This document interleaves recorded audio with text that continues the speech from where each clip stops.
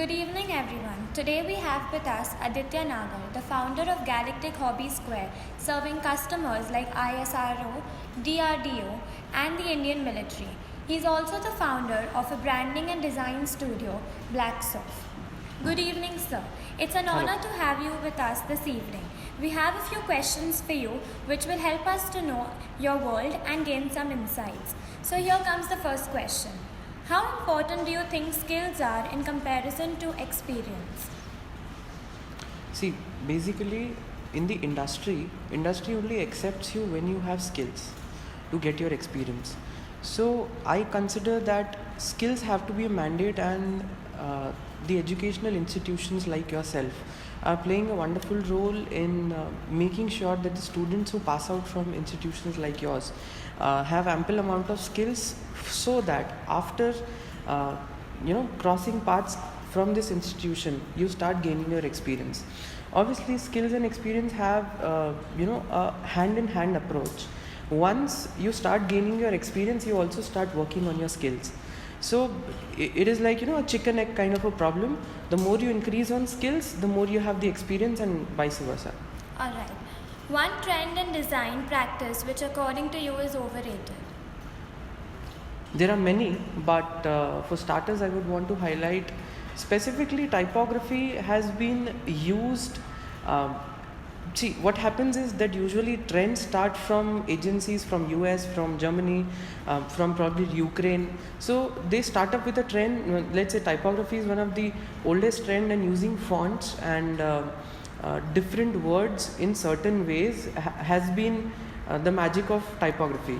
So what has usually happened is like agencies steal the trend, but they don't steal the essence with it. So misuse of these kind of trends, especially typography. Then there's this dual tone. Trends like these are copied, but not copied with the complete essence, and hence they lose the original impact. So I believe there is nothing overrated in design, and any effect or any trend, anything that has come up in the past couple of years can be used even today and can be used even 20 years from now. It's just we shouldn't lose the original impact with which the trend was built, that design was created, and steal that essence with the concept as well. What made you switch from engineering to design? Okay, so in the session we discussed at length about design, and I personally believe that anything that you do in your life is by design. You design your day, you design your schedule, you design your life entirely. You chose to be here as a student and are pursuing communication design. So by design, since childhood I was inspired to become an engineer, inspired from my father and my uncle, and I've always wanted to do electrical and electronics engineering, wherein my approach was also from a design perspective. In the initial semesters of my engineering, I actually chalked out a map how I want to spend my 8 semesters in this engineering course, instead of let the academic guide me, academics and the course and the curriculum guide me. Rather, I took on the driver's seat. I went to the driver's seat and designed my curriculum in my way. So obviously, transition from engineering to design is not something I would relate with it, but design has been since a very long time a core part of my life. That's it. All right. What impresses you the most when you are considering hiring someone? Amalgamation of skills. So as discussed in the session, other than the curriculum, other than things that you have studied with your batchmates, what other skills you have to offer to the organization also contribute to the team members. It's always people who have amalgamation of skills only stand out. It is by default that I can understand, let's say you're pursuing communication design, so I'll understand that there are a couple of tools, couple of softwares which are very much common to you and your batch as well. So what is something unique and different that you have to offer to the organization? And those amalgamation of skills is something that really impresses me and my team as well. Alright. What do you think lies in store for the future of design trends? Design trend again is a word that came out of there are this word trends that follow in the world. Like there was a certain period of time where intolerance was something in trend. So when you speak about design trend, there is no such thing as design trend. What I personally believe is that every design has its own purpose. You name it as a trend and you start popularizing it for the year 2019, top 10 design trends of 2019, and you might find 1,000 trending videos on this particular subject. But every design have their own impact, and it cannot be curtailed in certain trends and made sure that we keep these trends for this particular year. It is unanimous. You can use anything, anywhere, anytime. It's all design. So nothing is old and nothing is new, and I mean there's no trend. So if you talk about new trends, as you asked, so new trends is just it comes as a solution. Instead of a trend, I would rather like to call this as a solution. Whenever new problem comes up, new solution automatically follows, because many people at the same time struggle with the same problem. So with a solution comes a trend. So people start calling it as a trend. I would rather call it as a solution.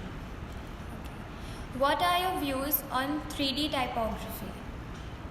3D typography is again something I would like to take the analogy with the IoT. IoT is Internet of Things. Now Internet of Things was present here since you can say 15-20 years, but it has been in fashion, in trend since last 2-3 years or 5 years max.